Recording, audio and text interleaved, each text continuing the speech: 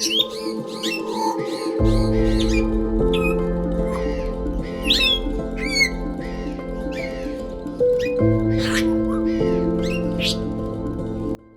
باللہ من الشیطان الرجیم بسم اللہ الرحمن الرحیم اللہم صلی علی سیدنا و مولانا محمد وعلی آل سیدنا و مولانا محمد وبارک وسلم۔ دوسرے پرندے کا سوال ہدہد سے ترید کی صفت میں۔ دوسرے پرندے نے اس سے کہا کہ میں مخنث صفت ہوں، نہ مجھ میں مردوں کی طرح ہمت اور نہ عورتوں کی طرح حوصلہ ہے، اور میں ہر وقت ایک دوسری شاخ کا پرندہ ہوں، یعنی میرا ایمان ہر وقت ڈاواں ڈول رہتا ہے۔ میں کبھی رند ہوں اور کبھی زاہد اور کبھی مست اور کبھی ذلیل و خوار ہوں، اور کبھی میں بے حقیقت ہوں اور کبھی میری کچھ حقیقت ہے۔ کبھی میرا نفس میخانہ کی طرف رجوع ہوتا ہے اور کبھی میری جان خدا تعالیٰ کی عبادت میں مصروف ہوتی ہے۔ کبھی مجھے شیطان راستے سے بھٹکا دیتا ہے اور کبھی فرشتہ پھر دوبارہ مجھے سیدھے راستے پر لے آتا ہے۔ میں ان دو چیزوں کے درمیان پھنسا ہوا ہوں اور میری سمجھ میں نہیں آتا کہ کیا کروں، اور جب میں کنویں میں سے نکلنے کی کوشش کرتا ہوں تو اپنے آپ کو قید خانہ میں پاتا ہوں۔ ہدہد کا اس کو جواب دینا۔ ہدہد نے اس سے کہا کہ اے راستے سے بھٹکے ہوئے، بادشاہ کا حکم ہر شخص کے واسطے یہ ہے کہ ہر شخص کسی سے سرکشی کی وجہ سے گناہ نہیں کرے اور آرام و خوشی کے ساتھ عاجزی سے رہے۔ اگر تمام شخص ازل سے ہی گناہ سے مبرہ ہوتے تو انبیاء اور اولیاء لوگ اس دنیا میں نہ بیچے جاتے۔ جب تیرے اس دنیا میں بیچنے سے دل بستگی تھی تو مصلحت یہ ہے کہ تو اس دنیا میں نیک کام کر۔ یہ غفلت کا تنور یعنی دنیا تیری جگہ ہے، اور جس کی مجھے سرتپا آرزو تھی۔ تیرے آنسو سندور کی طرح تیرے دل کا بید ہے، اور پیٹ بھر کر کھانا تیرے دل کا زنگ ہے۔ جب تو ہمیشہ اپنے کتے جیسے نفس کو پالتا ہے تو تجھے مخنث گوہری سے زیادہ کچھ حاصل نہ ہوگا۔ اس نے کہا کہ ہاں، ہر شخص کے واسطے ایسا ہی ہوتا ہے چونکہ وہ مرد صفت نہیں ہے۔ شبلی کی بغداد میں کھوئے جانے کی کہانی۔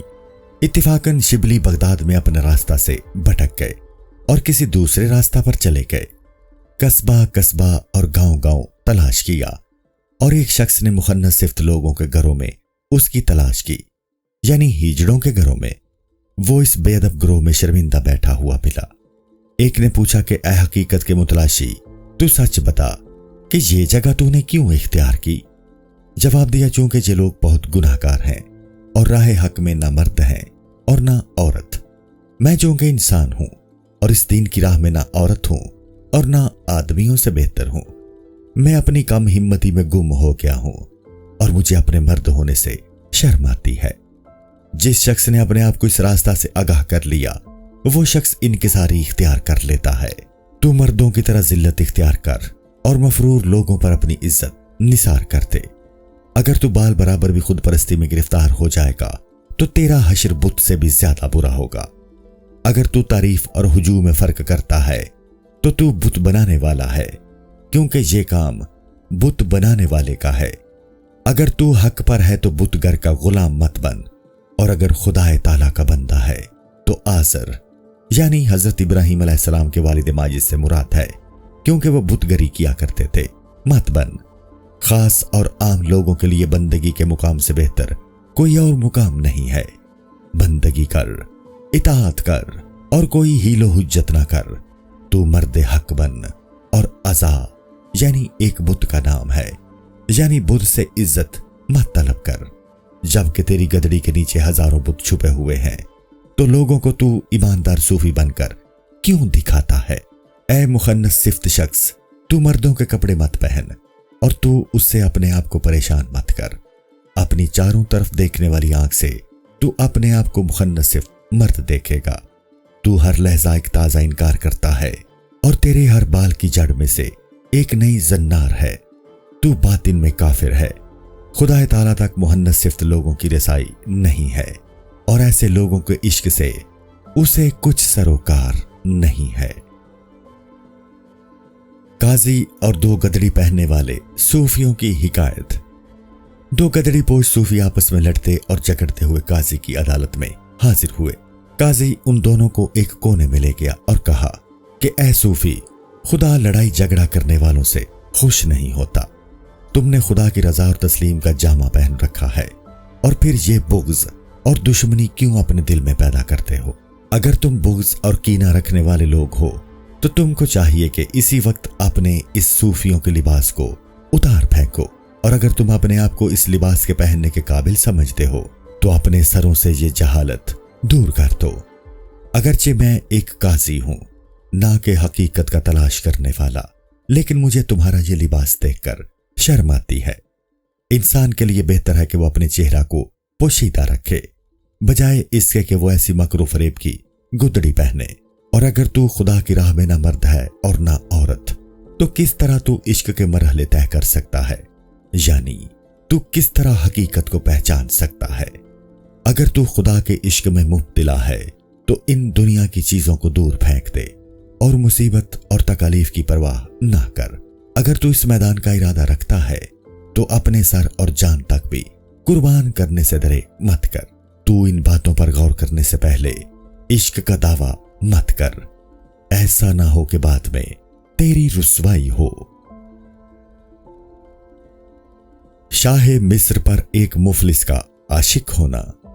مصر میں ایک بڑی شان و شوکت والا بادشاہ تھا، اور ایک مفلس اس پر عاشق ہو گیا۔ جب اس کے عشق کی خبر بادشاہ کے کان تک پہنچی تو اس نے اسی وقت اس گمراہ مفلس کو بلوایا اور اس سے اس طرح مخاطب ہوا کہ اگر تو شہر یار کی عاشقی کا دم بھرتا ہے تو ان 2 کاموں میں سے ایک اختیار کر، یا تو اسی وقت تو اس شہر سے باہر نکل جا، اور نہیں تو اپنا سر کٹا لے۔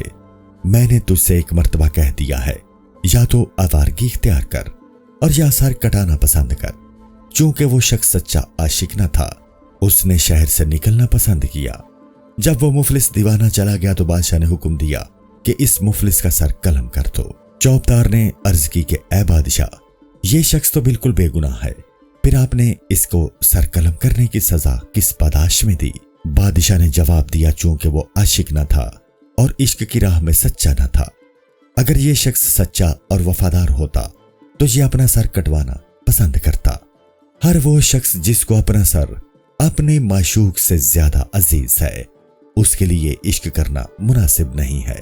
اگر وہ مجھ سے سر کٹوانا منظور کر لیتا تو میں اس ملک کی بادشاہت چھوڑ دیتا، میں اس کا غلام ہو جاتا اور دنیا کا بادشاہ وہ درویش بن جاتا۔ چونکہ وہ عشق کا دعوے دار تھا تو اس کا علاج صرف یہی تھا کہ وہ اپنا سر دے دیتا۔ ہر اس شخص نے کہ جس نے عشق میں سر دیا، بے شک اس نے اپنے سر کو سولی پر چڑھا دیا۔ یہ باتیں میں نے اس لیے کہی ہیں تاکہ ہر کس و ناکس عشق کا دعویٰ نہ کرے۔ دوسرے پرندے کا ہدہد سے سوال۔ نفس امارہ کی صفت میں۔ نفس امارہ، سرکش نفس۔ دوسرے نے اس سے کہا کہ میرا نفس میرا دشمن ہے، میں اس راستہ پر کیسے چلوں؟ یہ نفس راستہ لوٹنے والا چور ہے۔ میرا کتے جیسا نفس ہرگز میرا مطیع نہیں ہوتا۔ میں نہیں جانتا کہ میں دوبارہ اس سے کس طرح اپنی جان چھڑاؤں۔ جنگل میں مجھے ایک بھیڑیا ملا، وہ میرا دوست بن گیا، لیکن یہ کتا یعنی نفس میرا مطیع نہیں ہوا۔ میں اس بے وفا سے عجیب پریشانی میں ہوں کہ میں نے کیوں اس سے دوستی کی۔ ہدہد کا اس کو جواب دینا۔ اس نے کہا کہ اے کتے، ہم نے تجھ میں عجیب بات دیکھی ہے کہ تو خاک میں لوٹتا ہے اور خوش رہتا ہے۔ تیرا نفس بہنگا بھی ہے اور کانڑا بھی، کتا صفت بھی ہے اور کامل بھی اور کافر بھی ہے۔ اگر کوئی تیری جھوٹی تعریف کرتا ہے تو تیرا نفس اس جھوٹ سے مغرور ہو جاتا ہے۔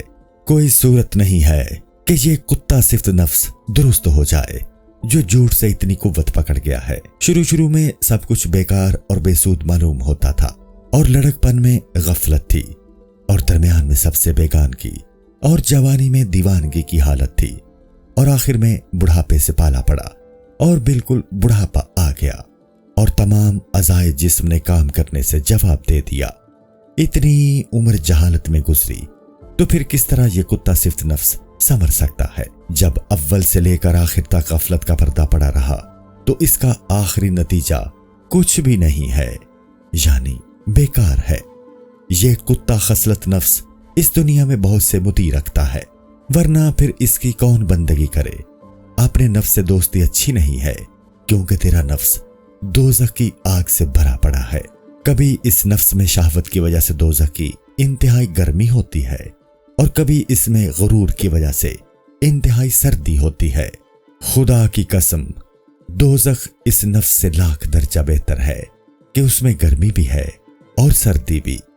हजारों दिल गम से मर जाते हैं, लेकिन ये काफिर नफ्स एक लम्हा के लिए भी नहीं मरता।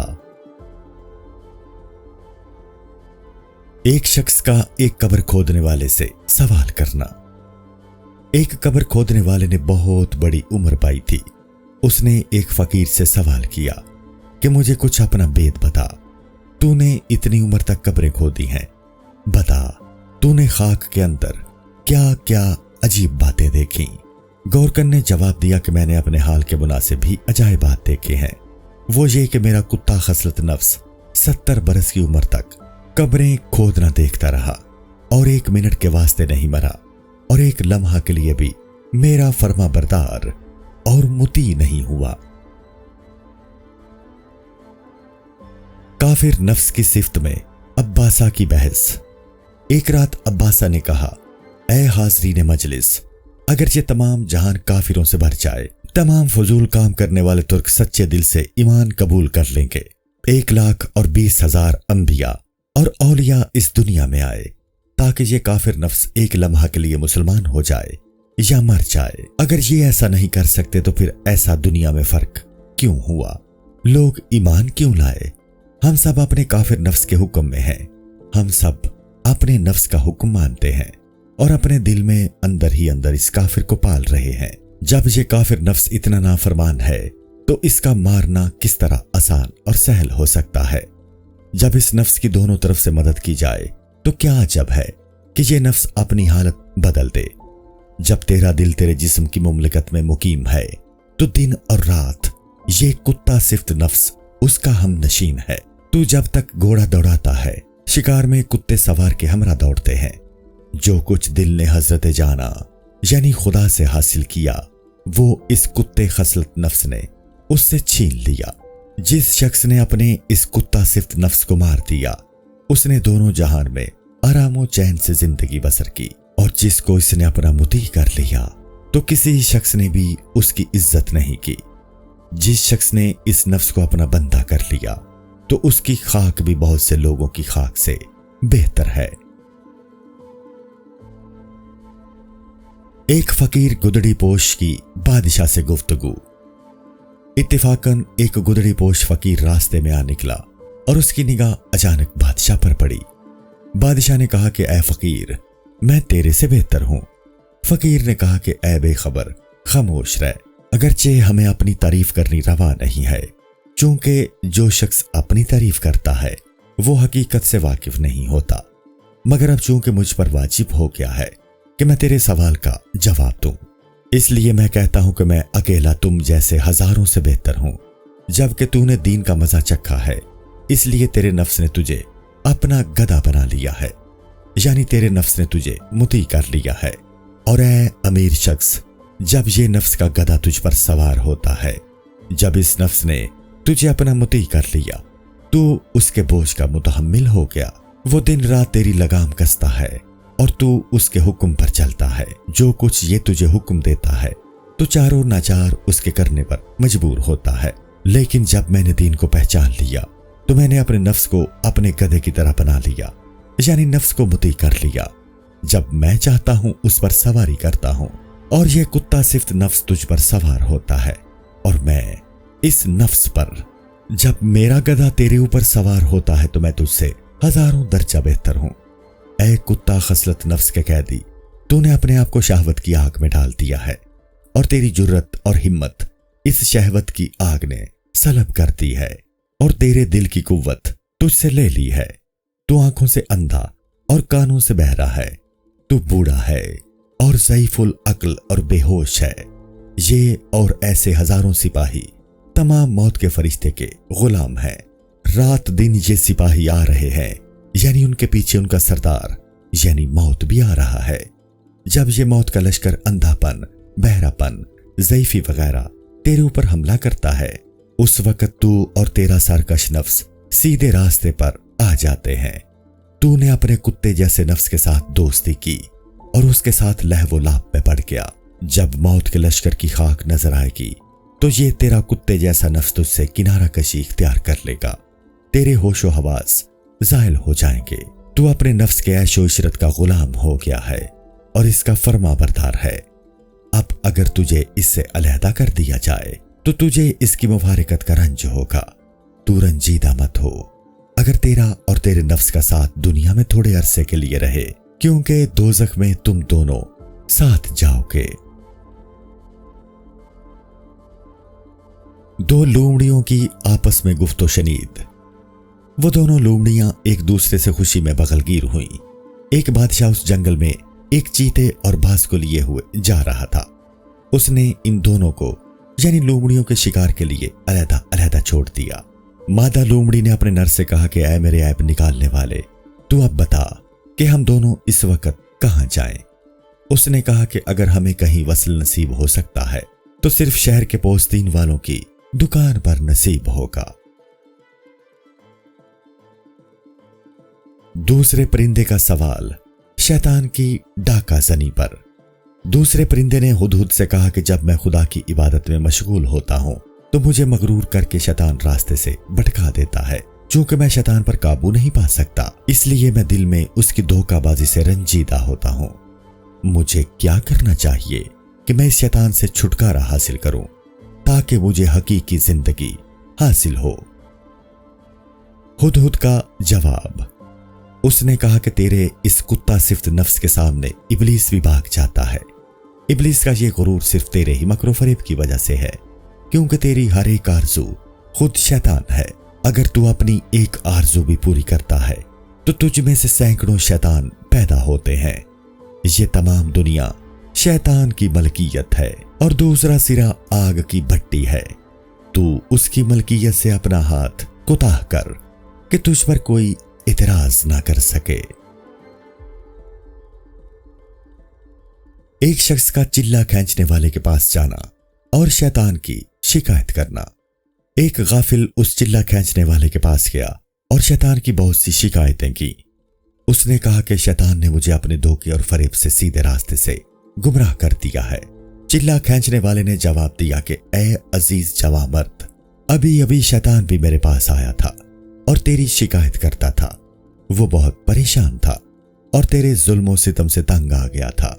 اس نے کہا یعنی شیطان نے کہا، چونکہ تمام دنیا میری ملکیت ہے اور جو شخص دنیا کا دشمن ہے وہ میرا دوست نہیں ہو سکتا، تو اس سے کہہ دے کہ وہ اپنا راستہ لے اور میری دنیا سے اپنا ہاتھ کھینچ لے۔ میں نے اس وجہ سے مصمم ارادہ کیا ہے کیونکہ اس نے میری ملکیت یعنی دنیا دست اندازی کرنی شروع کر دی ہے۔ جس شخص نے اپنے آپ کو میری ملکیت سے علیحدہ کر لیا یعنی جس شخص نے دنیا سے اپنا تعلق قطع کر لیا، میرا اس سے کچھ سروکار نہیں ہے۔ ایک شخص کا مالک دینار سے سوال کرنا۔ مالک دینار سے ایک شخص نے سوال کیا کہ اے عزیز، مجھے معلوم نہیں ہے کہ تیرا حال کیسا ہے۔ مالک دینار ایک ولی کا لقب ہے۔ اس نے جواب دیا کہ میں خدا کے دسترخوان پر کھانا کھاتا ہوں اور اسی بادشاہ کی اطاعت و فرما برداری کرتا ہوں۔ شیطان تجھے راستہ سے بہکا کر لے گیا، تو لا حول نہیں پڑھ سکتا۔ لا حول شیطان کو بھگانے کے لیے پڑھتے ہیں۔ اور کیا تیرا اسلام سوائے باتوں کے اور کچھ نہیں ہے؟ تو دنیا کے رنج و غم میں مبتلا ہے اور تیرے سر پر خاک ہو کہ تو سردار ہے، یعنی تو بہت گناہگار ہے۔ اگر میں تجھ سے کہوں کہ دنیا چھوڑ دے تو اسی وقت شیطان کہتا ہے کہ دنیا مضبوط پکڑ لے۔ جب تو نے جو کچھ تیرے پاس مال و دولت تھا اس کو دے دیا تو وہ تجھے کس طرح آرام و آسائش دے سکتا ہے؟ اے لالچ کی دنیا میں غفلت سے غرق ہونے والے شخص، میں نہیں جانتا کہ تو کب تک اس ہرس میں گرفتار رہے گا۔ دونوں جہان رنج و غم کا لباس پہنے ہوئے تیری گناہگاری پر آنسو بہاتے ہیں، दुनिया की मोहब्बत तेरा ईमान छीन लेती है और उसकी आरज़ू उसकी जान ले लेती है। दुनिया क्या है? हिर्स और लालच से दोस्ती। ये बात हमें फ़िरौन और नमरूद से मालूम हुई है। कभी कारून ने खजाना जमा किया और उसे छोड़कर इस दुनिया से कूच कर गया, और कभी शद्दाद ने बहुत कसरत से मालो दौलत जमा की। शद्दाद ने बहिश्त बनाई थी और कारून ने खजाना जमा किया था। खुदावंद ताला ने इस दुनिया को लाशय कहा है, नहीं है कोई चीज, तो फिर क्यों तू इसके मकरो फरेब के जाल में फंसता है? तू कब तक इस दुनिया के रंजो अलम सहेगा? आखिरकार तू भी इस दुनिया की तरह मादूम हो जाएगा। तू दिन और रात हैरान और मस्त पड़ा है ताकि तुझे इस लाशय का एक जर्रा मिल जाए, यानी दौलत हासिल करने की फिक्र में है। जो शख्स इस दुनिया के जर्रा में गुम हो गया, तो ये कब मुमकिन हो सकता है कि वो आदमी हो सके? यानी दुनिया की हिर्स में मुब्तला होने के बाद इंसान बेइज्जत हो जाता है, और जिसने लाशय से दम नहीं चुराया वो 100 मर्तबा लाशय से गुम हो गया। दुनिया का काम क्या है? महज बेकारी, और बेकारी क्या चीज है? गिरफ्तारी। इस दुनिया में सिवाय मुसीबत और तकालीफ के कोई और दूसरी चीज नहीं है। दुनिया आग की तरह रोशन है और हर लहजा लोगों को जलाती रहती है। जब ये जलाने वाली आग तेज हो जाए, अगर तू इस वक्त उससे किनारा कशी करे तो तेरा मर्तबा बहुत बुलंद है। तू शेरों की तरह इस आग से दूर भाग, कहीं ऐसा ना हो कि ये आग तुझे परवाना की तरह जला दे। ये नामुमकिन है कि ये दुनिया की आग तेरे चारों तरफ होने के बावजूद तुझे ना जलाए। तू देख, क्योंकि ये तेरी जगह है और ऐसी आग से तेरी जान जल जाती है। अस्सलामुअलैकुम। पूरी किताब देखने के लिए हमारे YouTube चैनल सूफी समा की प्लेलिस्ट में जाएं। यहाँ आपको मुख्तलिफ बुजुर्गों की किताबें मिलेंगी, और जो किताब पूरी ना हुई उस पर काम तेजी से हो रहा है और रेगुलर बेसिस पर अपलोड होती रहती हैं।